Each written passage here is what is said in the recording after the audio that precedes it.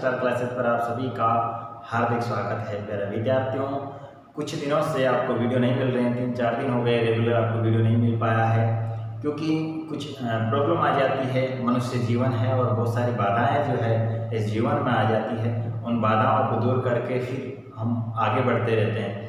तो कुछ प्रॉब्लम आ गई थी, इस वजह से 2 या 3 दिन आपको वीडियो नहीं मिल पाए। अब वापस रेगुलर आपके लिए मैं वीडियो लेकर के आने वाला हूं, तो आप चिंता ना करें कि हमें वीडियो नहीं मिल रहा है। आपको 1 या 2 दिन किसी कारणवश वीडियो नहीं मिल रहा है, तो आप ये जो पुराने वीडियो हैं इनको एक बार रिवाइज कर लीजिए, दोबारा इनको पढ़ लीजिए, ताकि आपने जो पढ़ा है वो अच्छे से आपको समझ में आ सके। आपने जो नोट्स बनाए हैं उनको आप दोबारा पढ़ लीजिए। एक दोहा आपने सुना होगा कि करत करत अभ्यास के जड़मती होत सुजान, रसरी आवत जात के शील पर परत निशान। यानी कि अभ्यास करने से बहुत कुछ आप हासिल कर सकते हैं, बहुत कुछ आप प्राप्त कर सकते हैं। तो आप अभ्यास करते रहिए, पढ़ते रहिए, मेरे साथ बने रहिए। आज मैं आपके लिए टॉपिक लेकर के आया हूँ 12th बायोलॉजी से लेसन नंबर 5 जो है अपने पास, लेसन नंबर 5, पादप जल संबंध। पादप और जल जो है इनका क्या संबंध है, इनके बारे में हम पढ़ने वाले हैं।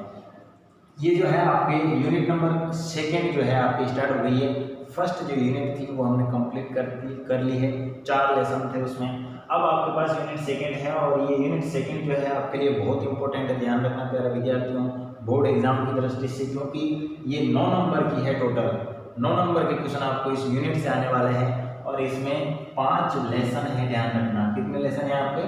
5 लेसन है। बहुत ही ईजी लेसन है, मैं आपको अच्छे से समझाऊंगा लेसन को, और इतने आसानी से आप इनको याद कर सकते हैं और पूरे में से पूरे जो नंबर है वो आप हासिल कर सकते हैं। बहुत इजी यूनिट है आपके लिए, बहुत ही आसानी से याद होने वाली यूनिट है। पढ़ना है आपको, मेरे साथ बने रहना है, नोट्स बनाते रहना। मैं जो आपको लिखवा रहा हूँ इनको पढ़ते रहना, इनको याद करते रहना। कोई प्रॉब्लम आती है तो आप मुझसे पूछते रहना। आइए शुरू करते हैं आप आज अपना टॉपिक पादप जल संबंध, है ना। बहुत ही प्यारा टॉपिक है। सबसे पहले हम इसमें बात कर लेते हैं पादप जल संबंध में।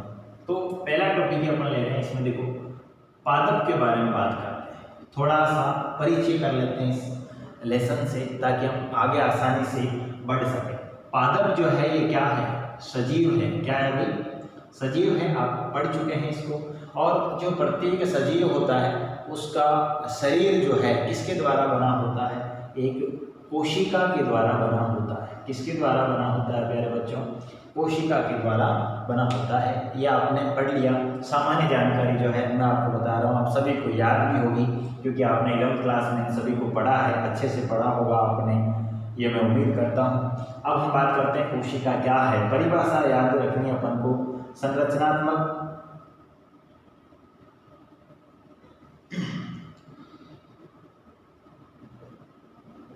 एवं क्रियात्मक इकाई है। ध्यान रखना, कोई भी सजीव है उसकी संरचनात्मक एवं क्रियात्मक इकाई जो है उसे हम क्या कहेंगे? कोशिका कहते हैं। ठीक है। संरचनात्मक क्यों? क्योंकि हमारे शरीर की जो संरचना बनी है वो कोशिका से मिल करके बनी है। जैसे एक मनुष्य है और उसकी जो संरचना बनी है, उसके शरीर का जो ढांचा बना है, उसके लिए कौन उत्तरदायी? कोशिका उत्तरदायी है। यदि कोशिका ये काम नहीं करेगी तो हमारी आकृति जो है वो निश्चित नहीं रहेगी। ठीक है।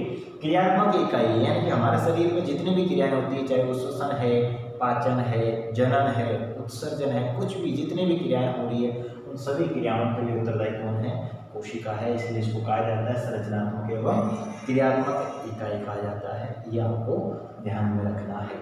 ये जो कोशिका होती है इसमें हम एक बात करते हैं, महत्वपूर्ण जो भाग है वो है अपने जीव द्रव्य। मैं आपको जल तक ले जाने की कोशिश कर रहा हूँ ना, जल तक ले जाने की कोशिश कर रहा हूँ। इसमें महत्वपूर्ण जो भाग है वो क्या है? जीव द्रव्य है। आपने 11th क्लास में पढ़ा होगा, एक वैज्ञानिक है, उसका नाम है हेक्सले। क्या नाम है? हेक्सले ने इस जीव द्रव्य को क्या कहा था भाई? जीवन का भौतिक आधार कहा था। क्या कहा था? जीवन का भौतिक आधार कहा था। ठीक है, ये बात आपको ध्यान में रखनी है। कई बार पूछ लेते हैं कि जीवन का भौतिक आधार जीव द्रव्य को किसने कहा था? हेक्सले ने कहा था। ये वैज्ञानिक का नाम जो है आपको ध्यान में रखना है। अब हम बात करते हैं, ये जो जीव द्रव्य है ये 90% इसमें जल होता है। जीव द्रव्य में 90% क्या होता है प्यारे विद्यार्थियों? जल होता है। ये आपको ध्यान में रखना है कि इसमें 90% पानी या जल उपस्थित होता है। मैं आपको यहाँ तक लेकर के आया हूँ क्योंकि हमें पादपों में जल का संबंध पढ़ना है, जल के बारे में पढ़ना है। तो जीव द्रव्य में जल कितने प्रतिशत होता है? 90% तक जल होता है, आपको ध्यान में रखना है। अब हम बात करते हैं कि जीव द्रव्य जो है उसमें 90% जल है, तो हम क्या कह सकते हैं? इसीलिए हम कहेंगे, देखो 90% यहाँ पर जल है, यानी कि जल ही जल है, इसलिए हम कहते हैं कि जल है तो जीवन है। ध्यान रखना, सबसे महत्वपूर्ण अपने लिए कोशिका, और कोशिका में 90% लगभग जल है जीव द्रव्य में ना।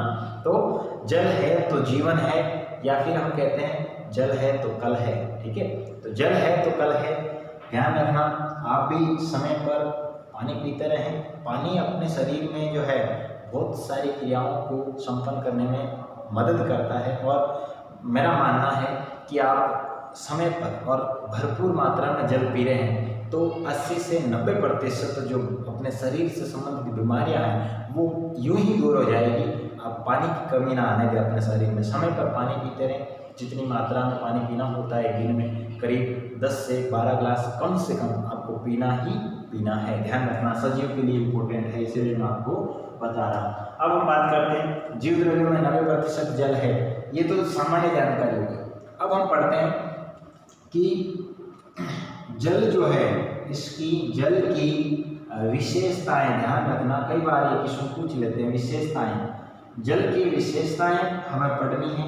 निम्न विशेषताएं हैं, बहुत सारी विशेषताएं हैं, मैं आपको एक एक करके बता देता हूँ कि कौन सी विशेषताएं हैं। नंबर 1 पर मैं लिख रहा हूँ कि जो जल है उसकी प्रकृति कैसी होती है? ध्रुवीय प्रकृति होती है। कैसी होती है भाई? ध्रुवीय प्रकृति होती है। ध्यान रखना, यानी कि इसका जो अणु सूत्र है वो क्या हो गया? H2O हो गया।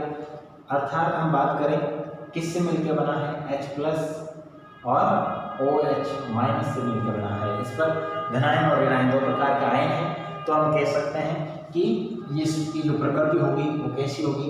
ध्रुवीय प्रकृति होती है। ठीक है, ये समझ में आ गया आपको। इसके बाद में हम लिखते हैं, दूसरा पॉइंट लिखते हैं कि इसमें हाइड्रोजन बंध पाए जाते हैं। क्या पाए जाते हैं अभी? हाइड्रोजन बंध पाए जाते हैं। तीसरा पॉइंट लिखते हैं, तीसरा पॉइंट लिखेंगे उच्च विशिष्ट ऊष्मा होती है। इसमें क्या होती है? उच्च विशिष्ट ऊष्मा होती है। नेक्स्ट नंबर 4 पे लिख लेते हैं, ये सार्वत्रिक विलायक है। क्या है भाई? विलायक, सार्वत्रिक विलायक है। तो 4 विशेषताएं मैंने बता दी। हाइड्रोजन बंध पाए जाते हैं, उच्च विशिष्ट ऊष्मा होती है इसके अंदर। और नेक्स्ट मैंने बता दिया आपको सार्वत्रिक विलायक है। सार्वत्रिक विलायक अर्थात इसमें कोई भी पदार्थ जो है वो आसानी से घुल जाता है, इसलिए इसको हम कहेंगे सार्वत्रिक विलायक। नेक्स्ट नंबर 5 पर मैं लिख रहा हूँ यहाँ पर कि इसके अणुओं के मध्य सहसंजक व असंजक बल पाया जाता है। क्या पाया जाता है भाई?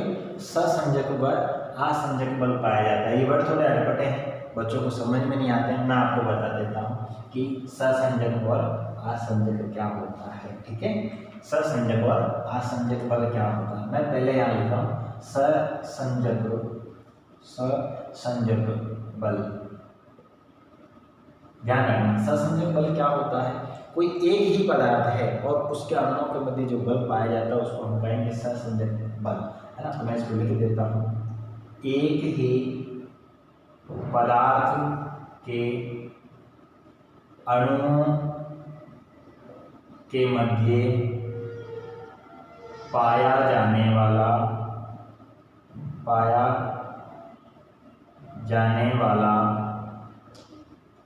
आकर्षण बल क्या कहलाता है? अभी सहसंजक बल कहलाता है। ध्यान रखना, सहसंजक बल। दूसरा है आपके असंजक बल। असंजक बल। अर्थात असंजक बल किसे कहेंगे, वही परिभाषा केवल आ जाएगा भिन्न पदार्थों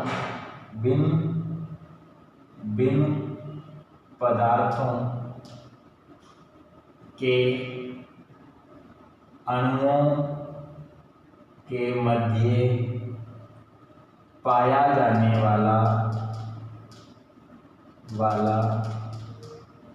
आकर्षण बल है ना। ध्यान में आ गया, भिन्न भिन्न, या फिर अपन कह सकते हैं दो अलग अलग पदार्थ जो है उनके अणुओं के मध्य पाए जाने वाला आकर्षण बल जो है वो क्या कहलाएगा, असंजक बल कहलाता है। तो ध्यान रखना, ससंजक और असंजक बल दोनों पाए जाते हैं। ससंजक बल यानी कि एक ही पदार्थ के अणुओं के मध्य आकर्षण बल जो है उसको ससंजक बल कहेंगे, और भिन्न भिन्न अणुओं के जो भिन्न भिन्न पदार्थ हैं उनके अणुओं के मध्य, भिन्न भिन्न पदार्थों के अणुओं के मध्य जो आकर्षण बल पाया जाता है उसे कहेंगे असंजक बल कहते हैं। नेक्स्ट नंबर 6 की विशेषता लिख लेते हैं हम कि 4 डिग्री सेल्सियस पर उच्चतम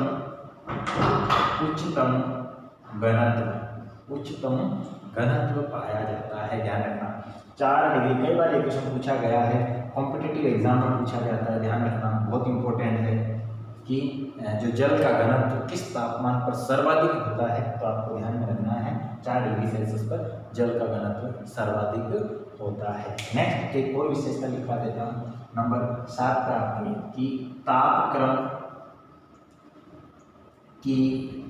की सीमित परास में तीनों अवस्थाओं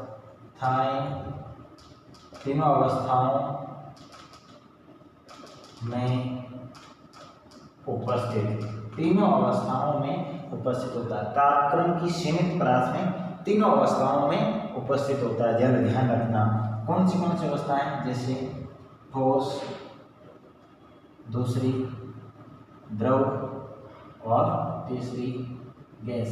ठीक है, यदि 1 डिग्री सेल्सियस या 0 डिग्री सेल्सियस से कम तापमान होगा तो ठोस हो जाएगा, बर्फ बन जाएगा। ठीक है, वापस थोड़ा सा 4 या 5 डिग्री या 2 डिग्री सेल्सियस से ऊपर आएगा तो ये द्रव में वापस परिवर्तित होने लगता है, और फिर 100 डिग्री सेल्सियस से ऊपर तापमान हो जाता है तो गैस में, यानी कि तीनों अवस्थाओं में मौजूद होता है। ये आपकी कुछ 7 विशेषताएं मैंने आपको लिखवाई है जल की विशेषताएं। 1 नंबर के क्वेश्चन पूछ लिया जाता है, ध्यान रखना इंपॉर्टेंट है, आपको जल की विशेषताएं याद होनी चाहिए। यहाँ तक आप एक बार इसका स्क्रीनशॉट ले लें।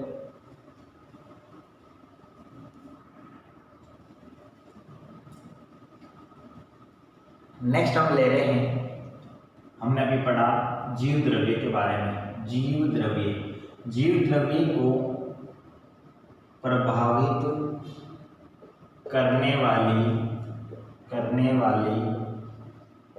क्रियाएं, जीव द्रव्य को प्रभावित करने वाली क्रियाओं के बारे में पढ़ते हैं। कौन सी क्रियाएं हैं, है ना, उसके नाम बता देता हूँ। इस चैप्टर में हम क्या क्या पढ़ेंगे, इन्हीं क्रियाओं के बारे में पढ़ेंगे। जैसे कौन प्रभावित करेगा इसको, विसरण, इसके द्वारा ये प्रभावित होता है। दूसरे नंबर पर मैं लिख देता हूँ पारगम्यता, और तीसरे नंबर पर लिख देता हूँ परासरण। पारगम्यता के बाद में तीसरे नंबर पर आ जाएगा आपके परासरण, विसरण, पारगम्यता, परासरण। उसके बाद है जीव द्रव्य कुंचन व जीव द्रव्य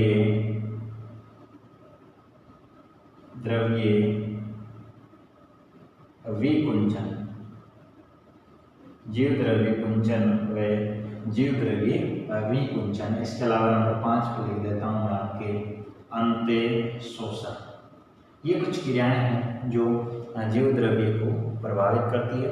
इस लेसन में इन्हीं के बारे में हम पढ़ने वाले हैं विस्तार से, तो ध्यान में रह जाएगी आपको एक बार कौन सी है। विसरण, पारगम्यता, परासरण, जीव द्रव्य कुंचन या जीव द्रव्य विकुंचन और अंत्य शोषण। ये इस तरह के बस सीधे ये 5 क्वेश्चन इस लेसन में से पूछे जाते हैं। एक और क्वेश्चन जो है वो पूछा जाता है, मैं आपको बता दूंगा, वो दाब से रिलेटिव होगा। वो जब मैं आगे पूरा लेसन पढ़ाऊंगा तो बताऊंगा। ये 5 क्वेश्चन सीधे बनते हैं 5 नंबर के, ध्यान रखना। विसरण क्या है, इसको प्रभावित करने वाले कारक लिखिए। पहला क्वेश्चन इस तरह से पूछा जाता है। दूसरा क्वेश्चन पूछा जाता है पारगम्यता कौन सी कितने प्रकार की होती है इसके बारे में पूछ लेते हैं, उदाहरण पूछ लेते हैं। नेक्स्ट, प्रासरण क्या है और इसको थिसेल की प्रयोग के द्वारा समझाइए। ये क्वेश्चन बहुत बार पूछते हैं, कई बार पूछा जाता है।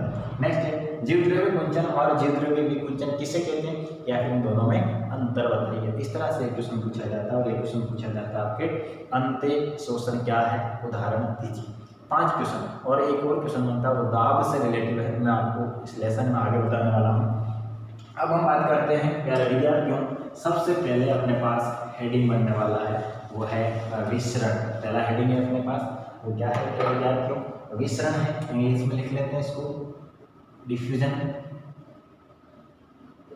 ठीक है। विसरण है, बहुत ही सिंपल परिभाषा है, मैं आपको लिखवा देता हूँ, ध्यान में रखना। किसी भी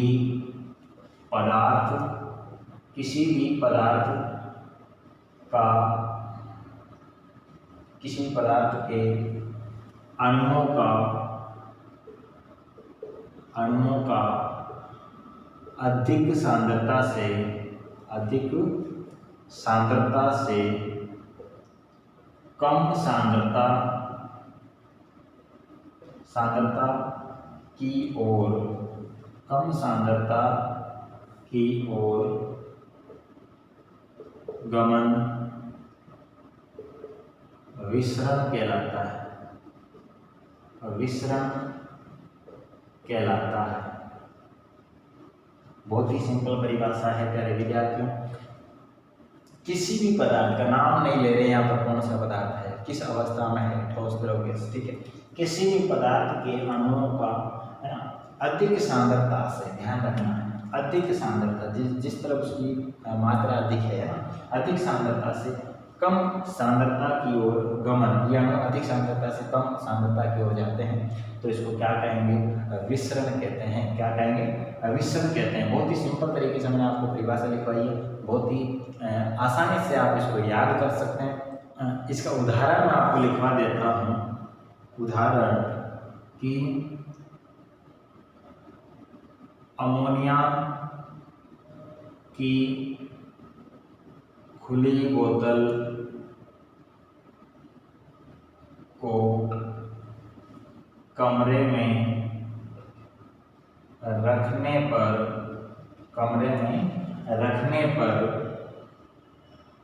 अमोनिया की गंध पूरे कमरे में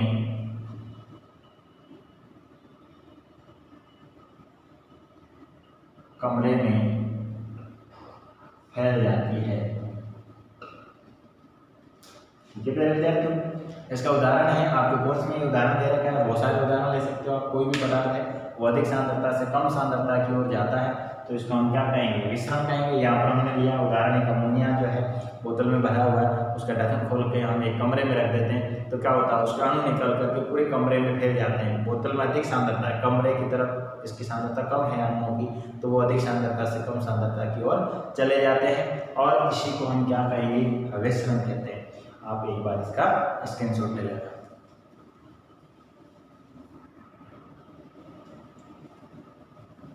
नेक्स्ट है आपके अगला टॉपिक, विसरण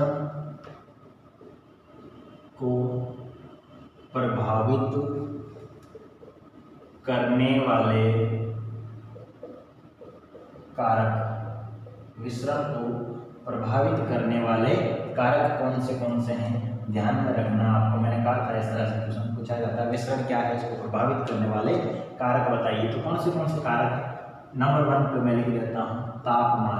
पहला कारक जो है प्रभावित करता है वो है आपके तापमान या टेम्परेचर। टेम्परेचर जो है वो इस प्रकार से प्रभावित करता है, मैं लिखवा देता हूँ आपको।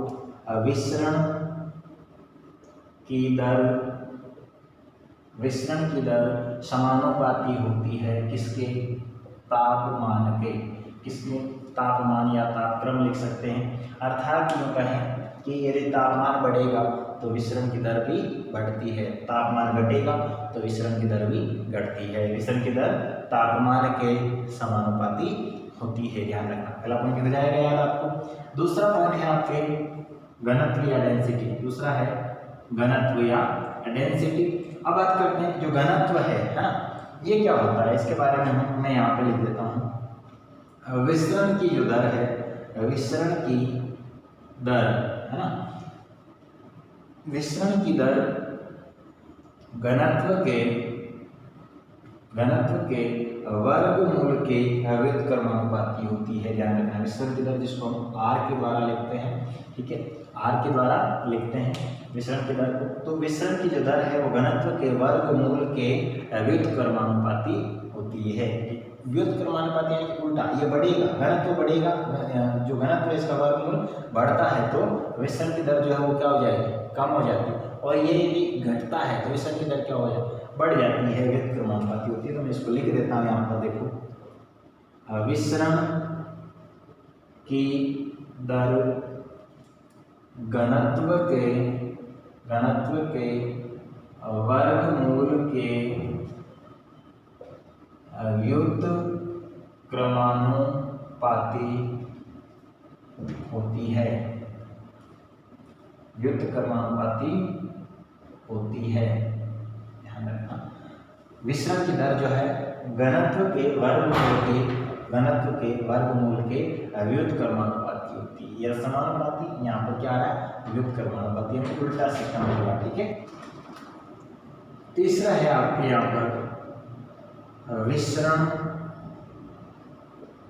दाब की प्रवणता। विसरण दाब की प्रवणता, विसरण दाब की प्रवणता यानी कि वो किस तरफ बह रहा है, किस तरफ बहेगा। विसरण दाब की प्रवणता की बात करें तो सिंपल सी बात है, लिख देता हूँ मैं यहाँ पर, किस तरफ होगा इसका प्रवाह, किस तरफ होगा, प्रवणता यानी कि प्रवाह, तो अधिक सांद्रता से कम सांद्रता की ओर, कम सांद्रता की ओर, ठीक है। प्रवणता किस तरफ होगी भाई, अधिक सांद्रता से कम सांद्रता की होती है। ये तीन जो कारक हैं मुख्यतः प्रभावित करते हैं। आप एक बार इसका स्क्रीनशॉट ले लें। नेक्स्ट है आपके पौधों में विसरण का महत्व। विसरण क्या है, इसको प्रभावित करने वाले कारक पढ़ लिए। अब हम पढ़ने वाले हैं कि पौधों में इसका महत्व क्या है, क्या काम आता है विसरण। तो मैंने पहले ही लिख के रख दिया ताकि जो वीडियो है थोड़ा छोटा बने, लंबा हो गया काफ़ी आज वीडियो। सबसे पहले बात करते हैं, पहला महत्व आपका O2 व CO2 का आदान प्रदान। वायुमंडल से O2 पादप के अंदर कैसे जाएगी और CO2 वापस कैसे आती है बाहर। तो O2 और CO2 का आदान प्रदान जो होता है वो किसके द्वारा होता है, विसरण के द्वारा ही होता है, संपन्न। ध्यान रखना, विसरण के द्वारा संपन्न होता है। दूसरा है जल वाष्प का विसर्जन। पादपों में यदि जल की अधिक मात्रा हो जाती है तो उनको पत्तियों के द्वारा बाहर की तरफ निकाल दिया जाता है, इसको क्या कहते हैं, वाष्प उत्सर्जन कहते हैं, ठीक है। तो जल वाष्प जो है उसको बाहर कैसे निकाला जाए, किस विधि के द्वारा निकलता है, ये भी विसरण विधि के द्वारा निकलता है। नेक्स्ट है दूसरा अपने यहाँ पर खनिज लवणों का अवशोषण। जो मृदा में खनिज लवण पोषक तत्व जो उपस्थित होते हैं उनको पादप जो है ग्रहण करते हैं, वो किस विधि के द्वारा ग्रहण करते हैं, विसरण विधि के द्वारा ही ग्रहण किए जाते हैं। आपको ध्यान में रखना है। प्यारे विद्यार्थियों, मैंने बहुत अच्छे और आसान तरीके से समझाने की कोशिश करी है। फिर भी किसी भी प्रकार के आपको प्रॉब्लम आती है, कोई दिक्कत आती है, कोई क्वेश्चन समझ में नहीं आ रहा हो तो आप मुझे ज़रूर कमेंट कीजिए। मेरे टेलीग्राम चैनल से भी आप जुड़ जाइए ताकि वहाँ पर आपको मेरे सारे नोट्स जो है वो उपलब्ध करवाए हुए हैं, वहाँ से आप PDF डाउनलोड कर सकते हैं और साथ साथ लिख रहे हैं तो बहुत अच्छी बात है। और यदि आपको किसी प्रकार की प्रॉब्लम आ रही है तो आप कमेंट बॉक्स में कमेंट करना ना भूलें। यदि मेरे से डायरेक्ट कांटेक्ट करना है, मुझसे बात करना है तो आप मेरे नंबर पर कांटेक्ट कर सकते हैं 9667369699। तो ये मेरे कांटेक्ट नंबर है, इससे आप मुझे कांटेक्ट कर सकते हैं कभी भी, 24 आवर उपलब्ध है आपके लिए, ठीक है। बहुत बहुत धन्यवाद प्यारे विद्यार्थियों। कभी वीडियो नहीं मिलता है तो आप पढ़ते रहिए, रिवीजन कर लीजिए या फिर किसी और सब्जेक्ट को पढ़ लीजिए। उस दिन मेरी वीडियो जो है मैं हमेशा उपलब्ध करवाने की कोशिश करूंगा, फिर भी कभी नहीं मिल पाता है तो उसके लिए प्यारे विद्यार्थियों क्षमा चाहता हूँ। बहुत बहुत धन्यवाद।